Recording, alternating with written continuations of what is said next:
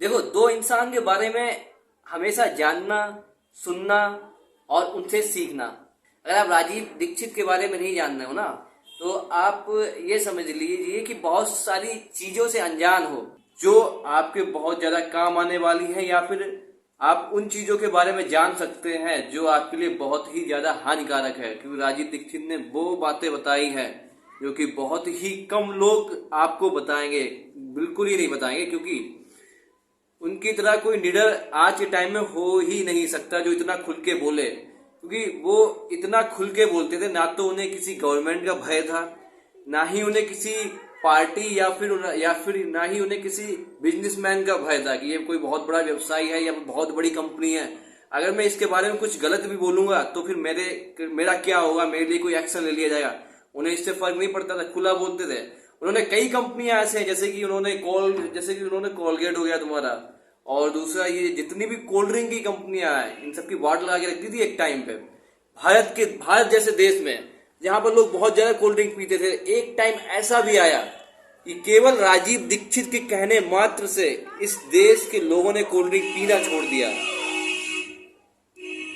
भारत में लोगों ने कोल्ड ड्रिंक पीना छोड़ दिया, ये केवल राजीव दीक्षित के कहने से ही पॉसिबल हो सका है। क्योंकि उन्होंने जो जो चीजें बताई हैं वो इंसान के बहुत ज्यादा अभी भी काम में आ रही हैं। उनके वीडियो जाके देखो, उनके वीडियो से जो सीखने के लिए मिलेगा ना, वो बहुत ही काम में आएगा।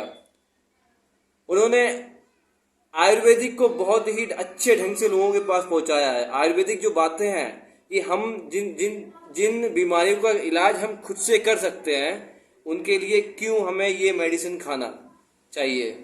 क्योंकि जो मेडिसिन लेते हैं, इससे कई ज्यादा और दिक्कतें हमें बन जाती हैं।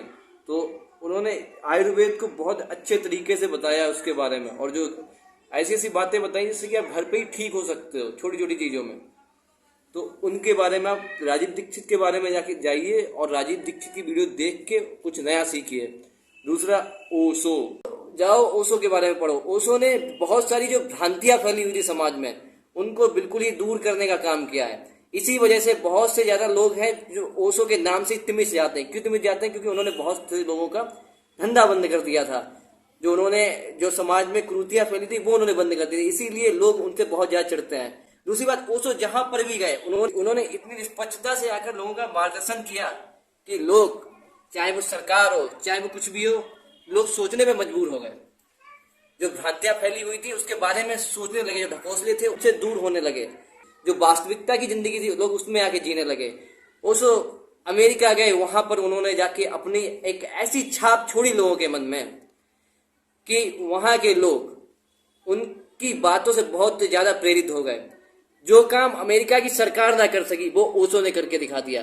क्योंकि उन दिनों जब ओशो अमेरिका में गए थे, तब अमेरिका में बहुत से ज्यादा ऐसे लोग थे जो शराब और अल्कोहल, ड्रग्स लेके उत्पाद करते रहते थे पूरे दिन अमेरिका में। मतलब ऐसे ही पड़े रहते थे सड़कों पर। सरकार ने उन्हें ठीक नहीं कर पाया। ओशो की बातों से वो लोग इतना प्रभावित हो गए कि वो लोग ओशो को गुरु मानने लगे। देखते देखते ओशो का इतना बड़ा नाम हो गया कि अमेरिका के जो राष्ट्रपति थे, प्रेसिडेंट, वो भी उनसे घबराने लगे कि ऐसा ना हो कि आने वाले टाइम में यही प्रेसिडेंट बन जाए। और ओशो ही वो एक ऐसा शख्स है जिसने अमेरिका में रजनीशपुरम नाम से एक जगह बसा दी अमेरिका में। तो ये भारत के लिए बहुत बड़ी बात है। और अमेरिका के ही राष्ट्रपति ने ओशो को स्लो पॉइजन देके मरवा दिया। तो ओशो के जो चेला है उन्होंने ऐसा बताया था। कई देशों ने ओशो के ऊपर बैन भी लगा दिया था, क्योंकि उन देशों को पता था अगर ये शख्स हमारे देश में आ गया तो ये हमारे देश में जो हमने भ्रांतियां फैला रखी है या फिर जिस चीजों से हम पैसा कमा रहे हैं, तो वो ये दूर कर देगा। और हो सकता है इसका इतना प्रभाव पड़ जाए कि हमारी सरकार भी कहीं ऐसा ना हो हमारे हाथ से, देश से लोग निकल जाएं और इससे प्रभावित होकर इसका कहीं ज्यादा वो ना पड़ जाए। तो जाइए और ओशो के बारे में सीखिए।